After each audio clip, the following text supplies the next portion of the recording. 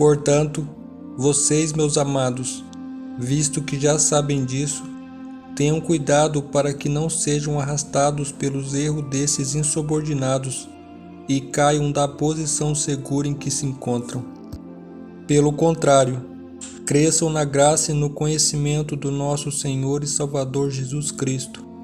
A Ele seja glória, tanto agora como no dia eterno. 2 Pedro, capítulo 3, versos 17 e 18.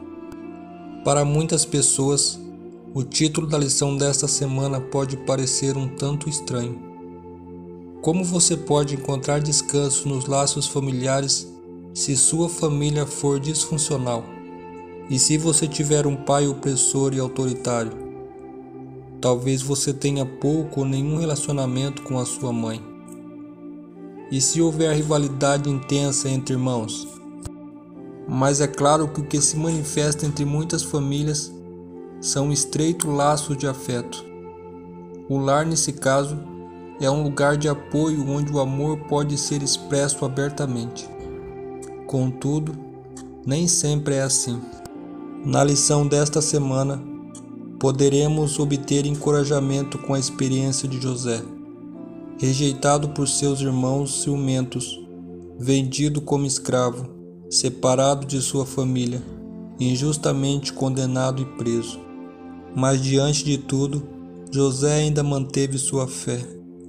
As provações que experimentou não o tornaram amargo, antes levaram a confiar mais plenamente em Deus. Por meio de suas provações, o Senhor estava moldando seu caráter e preparando-o para uma posição de honra no reino egípcio. O jovem José examinava o horizonte, então os avistou. Ele estava procurando seus irmãos há vários dias. Ao se aproximar, acenando e chamando o grupo de carrancudos, obteve tudo, menos uma recepção calorosa. Seus próprios irmãos queriam matá-lo. Se não fosse por Rubens, possivelmente não teria havido história para contar. Rubens convenceu o restante dos seus irmãos a apenas maltratá-lo um pouco e jogá-lo em um poço seco. Mais tarde, Judá tramou um esquema para se livrar do irmão e ganhar dinheiro, vendendo-o a alguns traficantes de escravos que passavam por ali. Diante das terríveis provações de José, se concentra duas verdades eternas. A primeira é a seguinte: não é porque passamos por provações e enfrentamos dificuldades que, de alguma forma, Deus nos abandonou ou nos ama menos. O amor divino nos alcança onde estamos, não importa o que estejamos enfrentando na vida.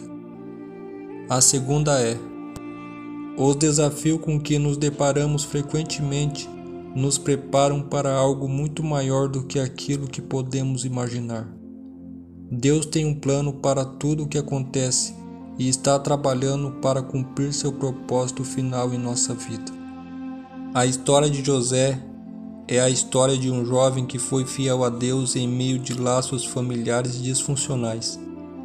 Mas o Senhor fez dele um instrumento para salvar sua família e restaurar os relacionamentos que haviam sido perdidos. Toda família deveria ser um núcleo de apoio, de boas energias, de incentivo, de afeto. Porém, muitas vezes isso não acontece. As pessoas têm suas carências, suas deficiências, suas frustrações afetivas. Percebendo ou não, conscientes ou não, jogam em cima dos outros e acham que podem fazer isso pelo laço estreito, pela intimidade, porque fazem parte desse núcleo, mas não o podem. Isso não é certo. Uma família é formada não apenas pelas relações de sangue que os membros têm, mas sim pelos laços de amor, carinho que se estabelece entre eles. As relações que são construídas pelas pessoas nesse ambiente devem ser pautadas na confiança. Mais do que isso, devem ser estabelecidas por meio da conversa, do toque, do abraço, das demonstrações de afeto, da troca de experiências e da aprendizagem que se dá entre essas ligações. É na família que surgem os primeiros aprendizados e é dela que recebemos os exemplos para nossos comportamentos e atitudes dentro da sociedade. Ela promove a educação das gerações mais novas, das suas tradições, culturas e valores. Transmite posicionamentos, opiniões e reflexos sobre todo o mundo e a sociedade em que vivemos. O fato é que podemos escolher muitas coisas na vida, mas não nossa família. Ninguém é perfeito, nenhuma família tem relacionamentos perfeitos. Alguns são abençoados por terem famílias que refletem o amor de Deus, mas muitos têm que se contentar com menos do que o ideal. Os relacionamentos costumam ser complicados e dolorosos, deixando-os inquietos, magoados e com um peso emocional que, consequentemente, descarregamos sobre os outros. Mas Deus deseja sarar nossas famílias. Penso que essa é uma das mais belas expressões da reconciliação. Em sua carta aos Coríntios, o apóstolo Paulo falou sobre reconciliação familiar. Aos casados dou este mandamento, não eu, mas o Senhor, que as esposas não se separem de seu marido, mas se o fizer, que permaneça sem se casar, ou então reconcilie-se com seu marido, e o marido não se divorcie de sua mulher. 1 Coríntios, capítulo 7, verso 10 e 11. Paulo continua dizendo: se uma mulher tem marido descrente e ele se opõe a viver com ela, não se divorcie dele, pois o marido descrente é santificado por meio da mulher, e a mulher descrente é santificada por meio do marido.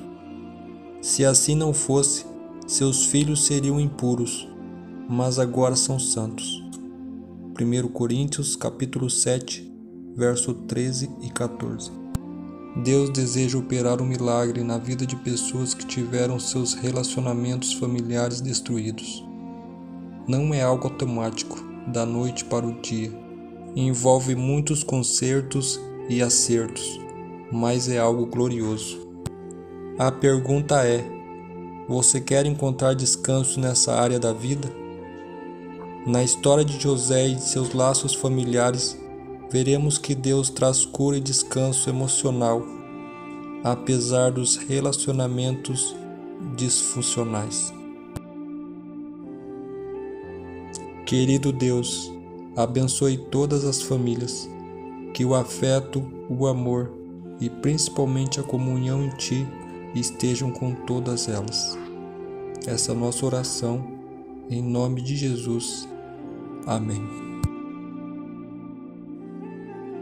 Até a próxima.